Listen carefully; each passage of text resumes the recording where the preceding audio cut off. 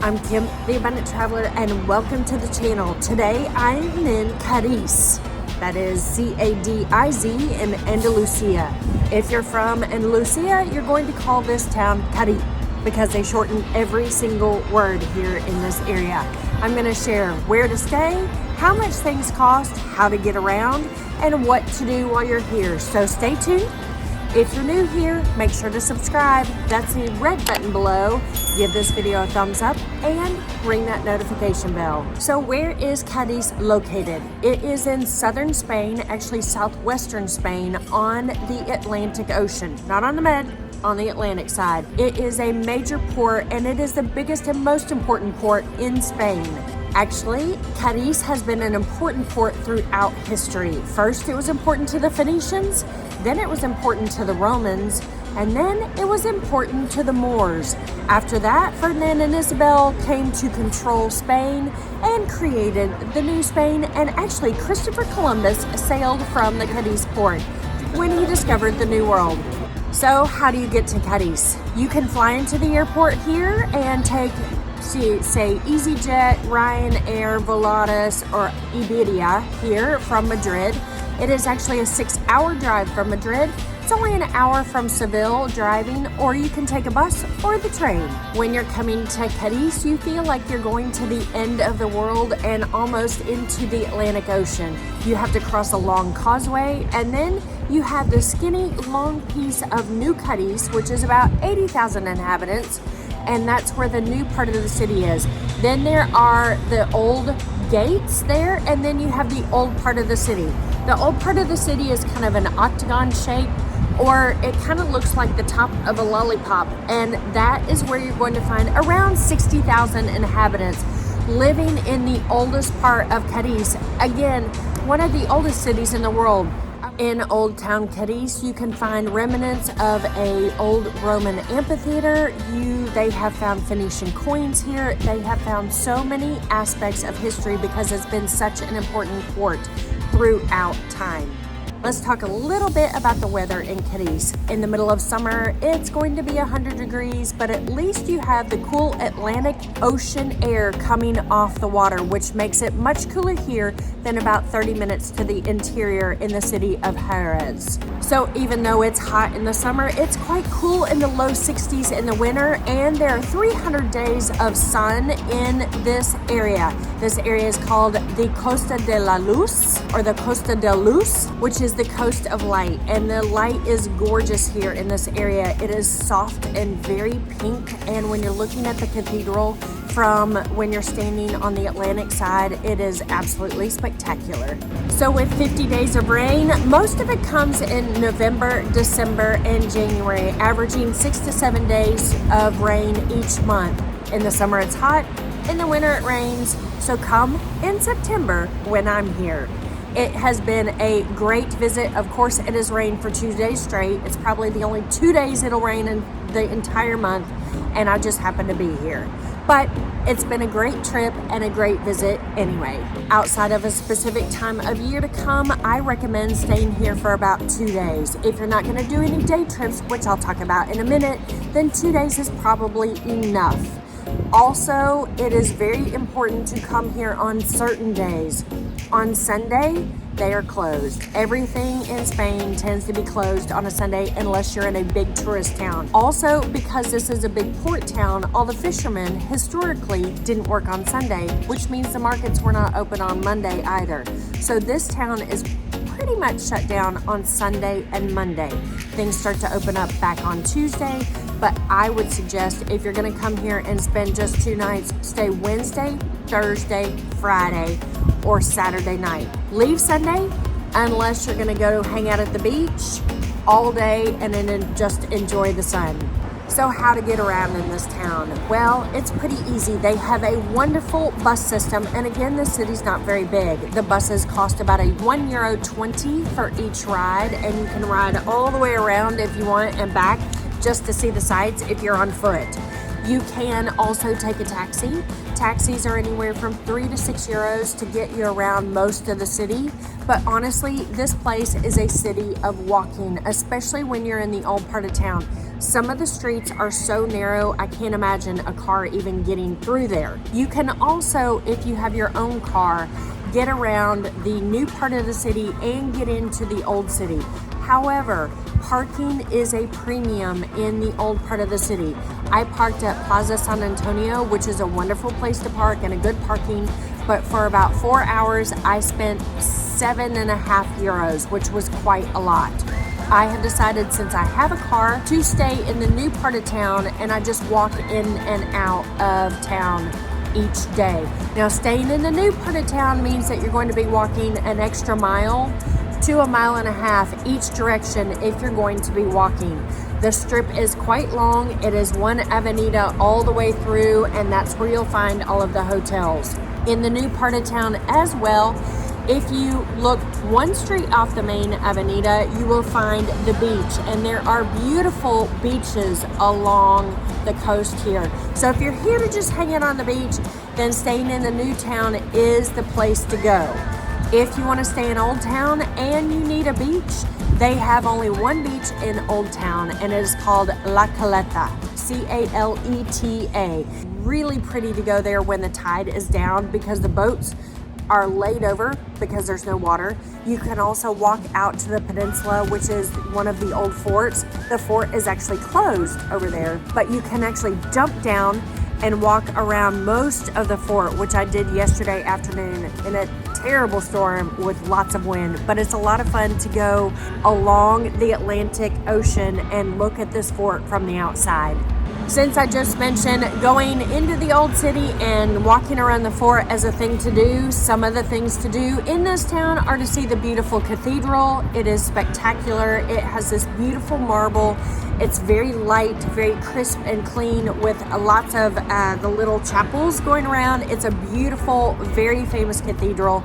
It is also nice to go eat tapas here, and there are delicious tapa restaurants all over the old town. The best thing to do is to go have a tapa here and then go on to the next place and have a tapa there and go on to the next place and have a tapa there. You can also go to the Mercado de Abastos, and that is the central market. Again, it's not open on Sunday and Monday, so don't come here on Sunday, Monday. On Tuesday, things start to open back up. You can go buy fresh fish, fresh vegetables. You can also go to the little kiosk restaurants around, and you can get black paella, you can get cooked shrimp, you can get beautiful fruits, you can get jamon and cheese and cocktails and beers, and it's a great way to spend your lunch.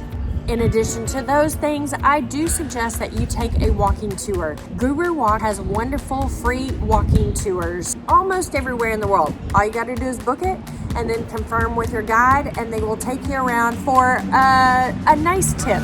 I have tipped anywhere between 10 and 20 euros depending on the guide.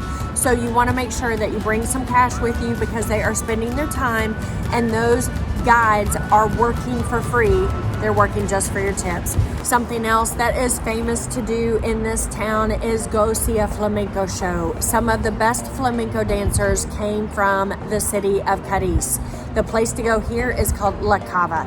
Make sure that you go online and book it in advance because they fill up quickly. The final thing that it is best to do while you're here in Cadiz is go to the beaches. The beaches are spectacular and stated as some of the best in Spain. They have a rating system called a blue flag for the cleanest and nicest beaches, and all of the beaches along the new part of the city, and I think La Caleta has it as well. They have this blue flag showing that it is a high quality, clean beach. The Abundant Traveler is all about laid back luxury. I'm here to make your trips easier and more enjoyable.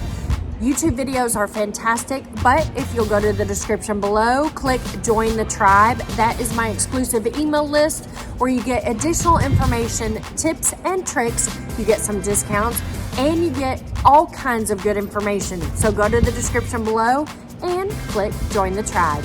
Since I talked about food and tapas, I will recommend a couple of restaurants to you. First of all, Faro, F-A-R-O. It is the finest restaurant in town, but the secret is to go to the bar in the corner, not the formal restaurant. But they have the same food in the bar, and it is a stand-up only, super busy, but absolutely delicious restaurant. And if you are gluten-free, they have the shrimp fritters that are famous in the area. They also have the fried fish, all varying sizes of fish, from boquerones, anchovies, to big fish. They are all gluten-free. You can get them gluten-free at Faro. So if you're gluten-free, that's the place to go. The food that is unique to Cadiz is red tuna and shark. This place is all about that steaky, really meaty fish. Very, very famous for red tuna. You can have it served raw. There's amazing sushi here. They have it cured. They have it pickled. They have it every which way. And when you go to the mercado, they have big hunks of tuna. Just to note, the best tuna comes in, I believe, May through July. So if you're looking for the best tuna, it needs to be blood red looking, and you want to come in May, June, and July for the best, most delicious tuna. I mentioned staying in the new town versus the old town, so let's talk a little bit about that. Staying in new town, you will have about a mile walk, as I mentioned. Also, it is a little less expensive to stay in new town, and of course the accommodations are a little bit newer because this section of town is much newer. So if you're looking for a 3-star in Newtown, it's maybe 50 or 60 euros up to 100 euros. 4-star in this area is going to be 80 to about 150 euros. Now, of course, this is seasonal, so if you're here in high season, prices will be higher. If you decide to stay in Old Town, and if you do not have a car, I suggest staying in Old Town. You do not need to stay in Newtown, and you do not need to walk the extra way. Only if you have a car and you're worried about the price of parking do you really need to stay in Newtown, or if you just want to spend time at the beach. But if you want to hang out and eat and see the sights in Old Town, go ahead and stay in Old Town. The prices are a little bit more expensive, and the accommodation is, I would say, a little more rustic, simply because some of the buildings in Old Town are hundreds of years old. Prices are maybe 20 to 25 euros more for each 3-star, 4-star, or 5-star. There's also some great hostels if you're a hostel person for relatively inexpensive in the Old Town. I just mentioned the cost of hotels. Let's talk about some other costs. I've already discussed taxis, 3 to 6 euros, the bus, €1.20. Food, a cup of coffee will cost you €1.20. Breakfast and coffee will cost you about €3.50, and that's the typical tostado piece of bread with olive oil and tomato. As far as lunch is concerned, I spend around €3 per tapa in the mercado, and when you are looking at the restaurant menus, most tapas are around €3.50, whether you're getting a little bit of shrimp or you're getting sausage or cheese. I would say a glass of wine is around €2.50. Beer is a couple of euros. For dinner, you can spend just the same thing, the €3 for tapas, or you can go and spend more and have a nice dinner out. I still think this is a relatively inexpensive city, so I would say dinner, if you're going to a nice dinner, might be 35 euros. At Faro, in the bar where I ate last night, I had 2 huge plates of food and a glass of wine, and it was 17 euros. So if you're going to spend some time in Cadiz, then I suggest that you do a couple of day trips as well. The first day trip I recommend is going to Cadiz, which is the home of sherry and the home of Andalusian horses. I spent a couple of days there. That was plenty of time, 2 days like in Cadiz, but it was a wonderful place to go as well. You can go to some of the white villages in the area, which are Arcos de la Frontera, which is spectacularly stunning. Very Instagrammable. If you're using Cadiz as a home base, other places you can go are to Sevilla, which most people go the opposite. They use Sevilla as a home base and come to Cadiz for the day. Or one of my favorite towns, and you can watch my video all about it, is the town of Ronda, which is the home of bullfighting. What a sweet, charming, beautiful mountaintop town. You have to go there for sure. But it's about 2 hours away from Cadiz. So that sums up everything that you need to know before you come to Cadiz. The number one tip, remember, is only come here Wednesday through Saturday so you get the benefit of this wonderful city. If you have a suggestion, idea, restaurant, or a tip, please leave it in the comments below. You never know when I'll be back, and everybody enjoys reading other people's comments and tips. I am Kim, the Abundant Traveler, and I will see you in some wonderful city somewhere in this world very, very soon. Take care. Bye. It's kind of windy out here.